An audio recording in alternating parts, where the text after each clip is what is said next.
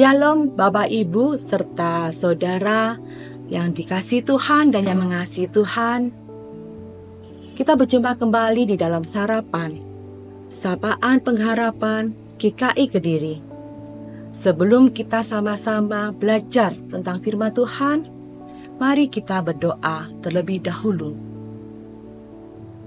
Bapa kami yang di surga, kami bersyukur kami ada sebagaimana kami ada karena pemeliharaan dan penyertaan Tuhan buat kami semua.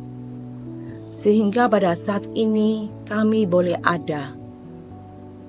Tuhan, sebentar kami akan belajar tentang firman-Mu. Tolong kami pribadi lepas pribadi, kiranya Tuhan akan memberkati dan memberikan hikmat buat kami, sehingga kami boleh bisa memahami akan firman-Mu. Pimpin kami Tuhan, berkati kami. Di dalam nama Tuhan Yesus, kami berdoa. Amin. Bapak, Ibu, serta saudara yang dikasihi Tuhan, Sapaan Pengharapan hari ini mengambil tema belajar dari para tamu Allah yang diambil di dalam Lukas pasal 2 ayat 15. Demikian firman Tuhan.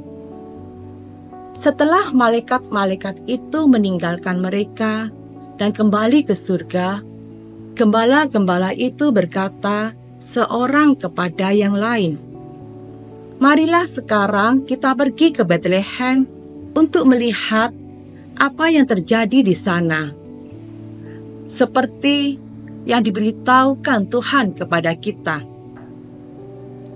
Bapak, Ibu, serta saudara, di dalam menerima tamu atau bertamu ada dua tipe. Yang pertama, ada tamu yang memberitahukan terlebih dahulu di saat mereka akan berjumpa dengan seseorang atau memberitahukan kepada tuan rumah di saat mereka akan bertandang. Tipe yang kedua, mereka akan datang tiba-tiba.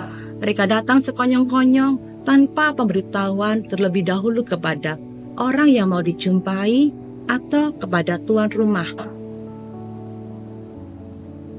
Yusuf dan Maria tidak tahu bahwa mereka akan dikunjungi para gembala.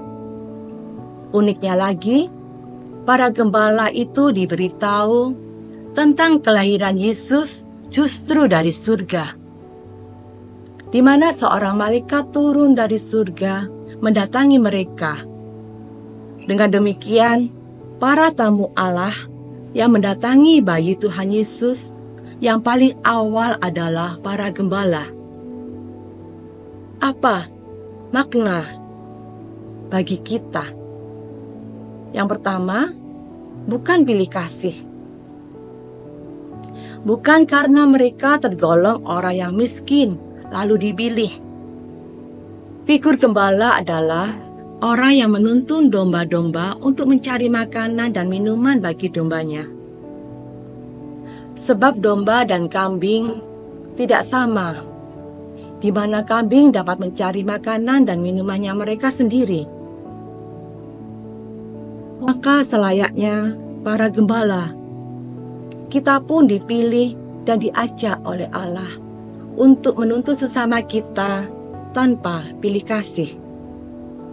Yang kedua, panggilan terhormat. Para gembala waktu itu didatangi sendiri oleh seorang malaikat. Itu merupakan sebuah kehormatan, bahwa dalam pandangan manusia mereka terhina, tetapi di dalam pandangan Allah mereka orang-orang yang terhormat. Lantas, apakah kita telah sadar bahwa menjadi pengikut Tuhan adalah kehormatan buat kita, karena kita mau dipilih oleh Allah? Dan apakah kita sudah berupaya untuk menjaga kehormatan itu dengan sungguh-sungguh hidup benar di hadapannya?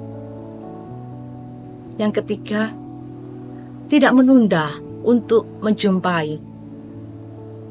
Setelah para malaikat kembali ke surga, para gembala segera berangkat ke Betlehem untuk membuktikan apa yang dikatakan malaikat itu. Dan mereka benar-benar menjumpai bayi Yesus, Maria, dan Yusuf. Sikap para gembala ini mengajarkan pada kita untuk menggunakan waktu yang ada sebijak mungkin. Selagi kita masih dianugerahkan waktu hidup oleh Allah, maka jangan pernah menunda untuk mengenal dan mengalaminya bersama dengan Tuhan di dalam hidup kita. Beribadah pada Allah dan bersekutu dengan sesama. Amin. Mari kita berdoa. Bapa kami yang di surga, terima kasih kami telah belajar akan firman-Mu. Tuhan sudah pimpin kami dan Tuhan sudah memberikan hikmat buat kami untuk kami bisa memahami akan firman-Mu. Kami mohon kepadamu Tuhan, kiranya Tuhan yang akan selalu menolong kami, memampukan kami untuk melakukan firman-Mu ini di dalam kehidupan kami yang nyata.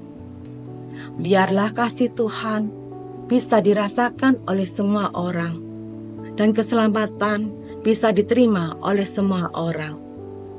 Terima kasih Tuhan atas kehadiran Tuhan di dalam dunia ini, sehingga kami memperoleh keselamatan yang daripada Tuhan. Di dalam nama Tuhan Yesus kami berdoa. Amin. Selamat pagi, selamat beraktivitas. Tuhan Yesus memberkati kita semua.